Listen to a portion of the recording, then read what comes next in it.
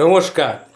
আসুন আমি এখন মা সারদা দেবীর আত্মকথা থেকে দু একটি কথা আমি আপনাকে উদ্ধৃত করে শোনাতে চলেছি। শ্রী শ্রী ঠাকুর রামকৃষ্ণ পরমহংসদেবের ত্যাগই ছিল প্রধান ঐশ্বর্য। একদিন তিনি খাওয়ার পরে নবদ ঘরে গেছেন। তখন সেখানে কোনো মশলা ছিল না।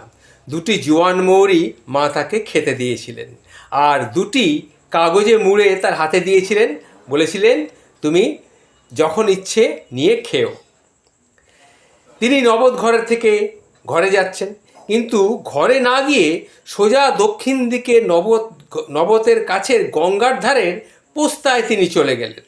পথ দেখতে পাননি, হুঁশও নেই। তখন মা বলছেন মা ডুবি মা ডুবি মা ডুবি, এই কথাটা তিনি শুনতে পেলেন। এদিকে মা খুব ছটফট করছে, কারণ গঙ্গা ভর্তি জল, বউ মানুষ তিনি বেরোতে পারছেন না, কাউকে এদিক ওদিকেও দেখতে পারছেন না। তখন তিনি ভাবছেন যে কাকে পাঠাই ওনাকে ধরে আনার জন্যে। শেষে মা কালীর এক বামুন এদিকে এলো, তাকে নিয়ে হৃদয়কে তিনি ডেকে পাঠালেন। হৃদয় খেতে বসেছিল, তাড়াতাড়ি এঁটো হাতেই দৌড়ে একেবারে তাকে তুলে নিয়ে চলে এলো, এবং আরেকটু হলেই তিনি নাকি গঙ্গায় পড়ে যাচ্ছিলেন। হাতে জোয়ান তার হাতে দিয়েছিল তখনও। তাই বলা হয় সাধুর সঞ্চয় করতে নেই। তিনি এই পথ দেখতে পাননি, তাই ষোলনায় ত্যাগ করাই ছিল তার ইচ্ছা।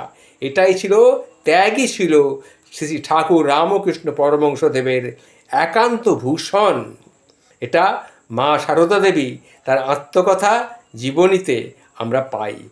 প্রণাম মা সারদা, প্রণাম শ্রী শ্রী ঠাকুর রামকৃষ্ণ পরমহংসদেব, প্রণাম।